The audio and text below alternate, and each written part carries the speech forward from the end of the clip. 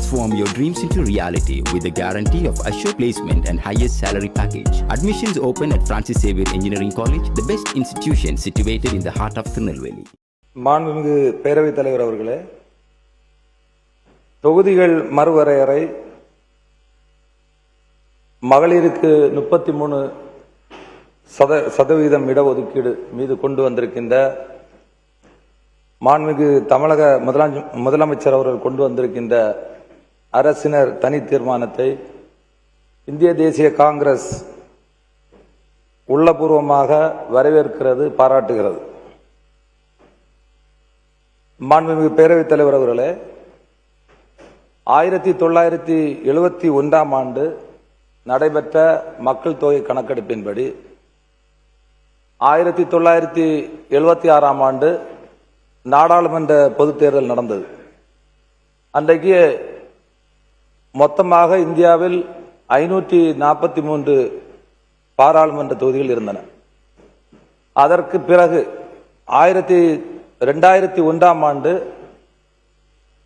பிரதமர் வாஜ்பாய் அவர்கள் இருந்தபோது திரும்பவும் அன்றைக்கு இருந்த அந்த மக்கள் தொகையினுடைய அடிப்படையில் 543 பாராளுமன்ற தொகுதிகள் தொடர்ந்து 25 வருடமாக அதே நிலை நீடிக்கும் என்று சொன்னார்கள். அந்த அடிப்படையில் இன்றைக்கு 2026ஆம் ஆண்டாகிறது. மீண்டும் மக்கள் தொகை கணக்கெடுப்பு, அதே மாதிரி ஜாதிவாரி கணக்கெடுப்பு இதெல்லாம் தொடர்ந்து நடைபெறுவதாக அறிவித்திருக்கின்றார்கள். ஆகவே தொகுதியை இன்றைக்கு அதிகப்படுத்துகிறார்கள் என்று சொன்னால், மத்திய அரசாங்கம் அன்றைக்கு குடும்ப கட்டுப்பாடு, அதாவது நாம் இருவர் நமக்கு இருவர், அன்னைக்கு இருந்த பொருளாதார சீர்திருத்தம் இவற்றையெல்லாம் வைத்து தமிழ்நாட்டில் அதை முறையா கடைபிடித்தார்கள். இன்றைக்கு தமிழகத்தில் மக்கள் தொகை குறைந்திருக்கிறது. அதே மாதிரி இன்னைக்கு தமிழ்நாட்டிலிருந்து அதிகமான வரி மத்திய அரசாங்கத்துக்கு கொடுக்கிறோம். ஆனா அங்கிருந்து நமக்கு வரக்கூடிய நிதி குறைவா இருக்கு. அப்ப இதையெல்லாம் இந்திய அளவில் தென் மாநிலங்கள் முறையாக கடைபிடித்தாங்க, அதுதான் உண்மை.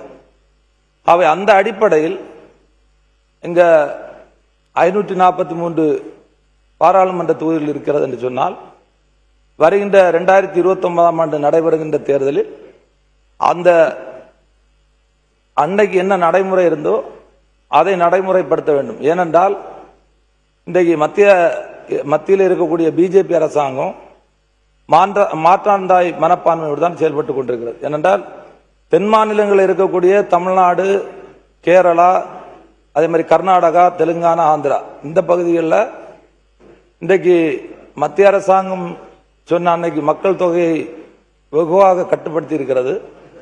ஆனால் இன்றைக்கு வட மாநிலம், இன்னைக்கு உத்தரப்பிரதேச மாநிலத்தை பொறுத்த வரைக்கும் இன்னைக்கு அவங்க அதிகமான மக்கள் தொகை இருக்கு. அப்ப இங்க ஏற்கனவே சொன்னாங்க, இப்போ இருக்கக்கூடிய தொகுதியில 50 விழுக்காடு நாங்க கொடுத்துருவோம். 50 விழுக்காடு கொடுத்தா இன்னைக்கு நமக்கு 39 தொகுதி இருந்தா ஒருவேளை 20 தொகுதி கூட்டினா 59 தொகுதியா வரலாம். ஆனா அதே சமயம் இங்க மத்திய அரசாங்கம் சொன்ன எல்லாத்தையும் நம்ம கடைபிடிச்சிருக்கோம். ஆனா உத்தரப்பிரதேசத்துல பாத்தீங்கன்னா 80 தொகுதி பாராளுமன்றம் இருக்குன்னா அவங்க 40 தொகுதி குடிச்சுன்னா 120 தொகுதி வந்துடும். அப்ப அவங்க ஒருதலைபட்சமா இன்னைக்கு வாக்கு வங்கிக்காக மட்டுமே அரசியல் பண்ற மாதிரி தான் தெரியுது. அதனாலதான் எங்களுடைய தலைவர் ராகுல் காந்தி, எதிர்க்கட்சி தலைவர் ராகுல் காந்தி அவர்கள் இது கடந்த ஏப்ரல் மாதம் 12ஆம் தேதி இந்த பில் வந்தபோது இங்க இருக்கின்ற திராவிட முன்னேற்ற கழகம் உட்பட அன்னைக்கு அந்த பில்லை எதிர்த்தாங்க. 3/2 பங்கு கிடைக்காதனால அந்த பாராளுமன்றத்தில் அது தோற்கடிக்கப்பட்டது. அதே மாதிரி முன்னால இருந்த திராவிட முன்னேற்ற கழகத்தினுடைய அரசு சட்டமன்றத்தினுடைய தலைவர்கள் அனைத்து கட்சி கூட்டத்தை கூட்டினாங்க. தென் மாநிலத்தில் இருக்கக்கூடிய முதல்வர்களை எல்லாம் கூட்டு பேசினாங்க. ஆனால் எங்களை பொறுத்தவரையில இன்றைக்கு இந்த சட்டமன்றத்தில் இருக்கக்கூடிய அனைத்து கட்சிகளும் இன்றைக்கு மதிப்பிற்குரிய தமிழ்நாடு முதல்வர் அவர்கள் கொண்டு வந்திருக்கின்ற அந்த தீர்மானத்திற்கு ஆதரவு அளிக்க வேண்டும் என்பதுதான் காங்கிரஸ் கட்சியினுடைய நிலைப்பாடு. ஏன்னா இதுக்கு முன்னாடி உங்களுக்கு எல்லாரும் தெரியும், இன்றைக்கு மகளிருக்கு 33% இடஒதுக்கீடு கொடுக்க வேண்டும் என்றெல்லாம் நம்ம சொல்லுகிறோம். ஆனால் அன்னை சோனியா காந்தி அம்மையார் அவருடைய வழிகாட்டுதலில் UPA 1, அதாவது ஐக்கிய முற்போக்கு கூட்டணியுடைய அரசு 2010 அன்னைக்கு முதலாக மேல் சபை, நாடாளுமன்ற மேல் சபையில அங்க அந்த தீர்மானம் வெற்றி பெற்றது. ஆனால் பாராளுமன்றத்தில் தோற்கடிக்கப்பட்டது. காங்கிரஸ் கட்சி வந்து அன்னைக்கு யூபிஏ அன்னைக்கு கூட்டணி ஐக்கிய முற்போக்கு கூட்டணி அரசு இருக்கும்போது 33 விழுக்காடு மகளிர் இடஒதுக்கீடு மேல் சபையில வந்து அந்த தீர்மானம் நிறைவேற்றப்பட்டு வெற்றி பெற்றது. அதனால எல்லா இடங்கள்லயும் காங்கிரஸ் தான் செய்திருக்கும். அதே மாதிரி இன்றைக்கு நம்ம வந்து லோக்கல் பாடியை சொல்றோம், உள்ளாட்சி மன்றம். இன்னைக்கு பஞ்சாயத்து ராஜ் என்கின்ற 21ஆம் நூற்றாண்டுக்கு அழைத்து சென்ற மதிப்பிற்குரிய முன்னாள் பாரத பிரதமர் பாரத ரத்னா ராஜீவ்காந்தி அவர்கள் தான் அந்த பஞ்சாயத்து ராஜ் சட்டத்தை கொண்டு வந்தாங்க. அன்னைக்கு 33% இடஒதுக்கீடு. இன்னைக்கு நீங்க வந்து ஊரக உள்ளாட்சி மன்றத்தில் 50 விழுக்காடு இன்னைக்கு மகளிருக்கு இடஒதுக்கீடு இருக்கிறது. ஒரு டவுன் பஞ்சாயத்துல 18 வார்டு இருக்குன்னா 9 வார்டுல மகளிர் தான் போட்டியிட முடியும். அந்த அளவிற்கு காங்கிரஸ் கட்சி தொலைநோக்கு பார்வையோடு மக்கள் எப்படி இருக்க வேண்டும், ஒவ்வொரு மாநிலமும் எப்படி இருக்க வேண்டும், மாநிலத்தினுடைய கூட்டாட்சி தத்துவம் உடைந்து விடக்கூடாது என்று தொலைநோக்கு பார்வையோடு தான் பலவிதமான முன்னேற்றமான காரியங்களை செய்தது. அந்த அடிப்படையில் இன்னைக்கு வந்து இந்த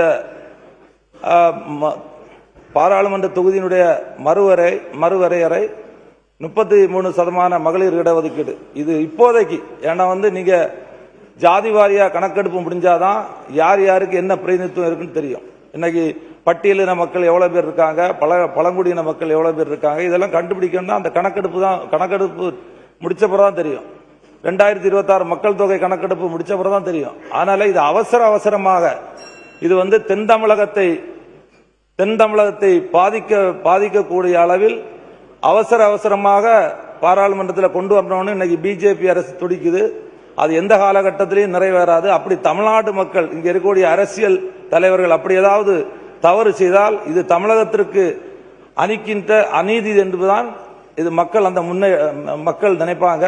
அதனால ஒன்று சேர்ந்து அனைத்து கட்சியினுடைய தலைவர்களும் இதை ஒன்று சேர்ந்து இந்த தீர்மானம் மதிப்பிற்குரிய தமிழக முதல்வர் அவர்கள் கொண்டு வந்த இந்த அரசினர் தனி தீர்மானத்தை ஆதரிக்க வேண்டும் என்று காங்கிரஸ் கட்சி வலியுறுத்தி கேட்டு அமர்கிறது. நன்றி, வணக்கம். மாண்புமிகு எதிர்கட்சி தலைவர் அவர்கள் உட்கார்.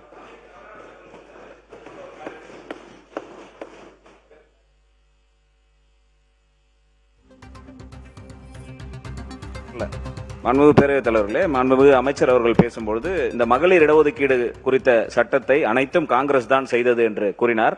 அது தவறு. இந்த மகளிர் சட்டத்தை கொண்டு வந்தது தேவகவுடா அவர்கள் பிரதமராக இருந்தபோது கொண்டு வந்தார்கள். அதற்கு பிறகு ஒவ்வொரு காலகட்டத்திலும் அந்த மசோதா தோற்கடிக்கப்பட்டது நாடாளுமன்றத்தில். அதற்கு பிறகு பாரதிய ஜனதா கட்சி ஆட்சிக்கு வந்த பிறகுதான் இரு அவைகளிலுமே அந்த மசோதா நிறைவேற்றப்பட்டு மக்கள் தொகை கணக்கெடுப்பு என்ற அடிப்படையில் அது நிலுவையில் இருக்கிறது என்பதை தெரிவிக்க விரும்புகிறேன். மாண்புமிகு எதிர்கட்சி தலைவர்கள்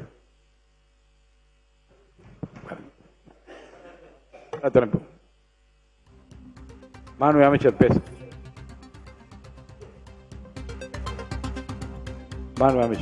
மாண்புமிகு பேரவைத் தலைவர்களே, மாண்புமிகு சட்டமன்ற உறுப்பினர் காங்கிரஸ் கட்சியினுடைய ஆட்சி காலத்தில் 1996 மதிப்பிற்குரிய தேவகவுடா அவர்கள் பிரதமராக இருந்தார்கள். ஆனா பஞ்சாயத்து ராஜ் சட்டத்தை பொறுத்தவரையில் ராஜீவ்காந்தி அவர்கள் தான் அந்த அடுத்த இளம் தலைமுறைகள் 21ஆம் நூற்றாண்டுக்கு அழைத்து செல்ல வேண்டும் என்று அன்றைக்கு அவர் தான் அந்த திட்டத்தை வகுத்தாரு. நரசிம்மராவ் அவருடைய பிரதமர் நரசிம்மராவ் அவர்கள் பீரியட்ல இருக்கக்கூடிய அதான் பஞ்சாயத்து ராஜ் ஆக்ட் வந்து இம்ப்ளிமெண்ட் பண்ணது எங்களுடைய ஆட்சி காலகட்டத்தில் தான். அதே மாதிரி 2010 அன்னை சோனியா காந்தி அம்மையாருடைய தலைமையில் இருந்த மன்மோகன் சிங் அரசு தான் 33% இடஒதுக்கீடு மேல் சபையில கொண்டு வந்ததும் எங்களுடைய காங்கிரஸ் கட்சியினுடைய அரசு. மாண்பு உறுப்பினர் பேசுறீங்களா? சொல்லுங்க. தலைவரே, எங்களுடைய தலைவர் கலைஞர் அவர் தான் 33% இடஒதுக்கீடு பெண்களுக்கு கொடுத்தார். அதே போல சொத்தில் பங்கு சமபங்கு என்ற பெண்களுக்கு சமபங்கு என்ற சட்டத்தையும் கலைஞர் தான் உருவாக்கி கொடுத்தார் என்பதை தெரிவித்துக் கொள்கிறேன். மாண்புமிகு எதிர்கட்சி தலைவர் அவர்கள். மாண்புமிகு எதிர்கட்சி தலைவர் மாண்புமிகு எதிர்கட்சி தலைவர் அவர்கள். மாண்புமிகு எதிர்கட்சி தலைவர் அவர்கள்.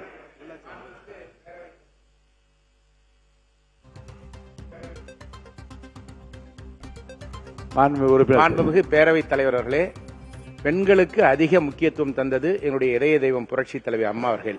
1991ஆம் ஆண்டு 32 சட்டமன்ற உறுப்பினர்களை இதன் சட்டமன்றத்திற்கு கொண்டு வந்த பெருமை இதய தெய்வம் புரட்சி தலைவி அம்மா அவர்களை சாரும் என்பதை இம்மாமன்றத்தில் பதிவு செய்கிறேன். Transform your dreams into reality with the guarantee of assured placement and highest salary package. Admissions open at Francis Xavier Engineering College, the best institution situated in the heart of Tirunelveli.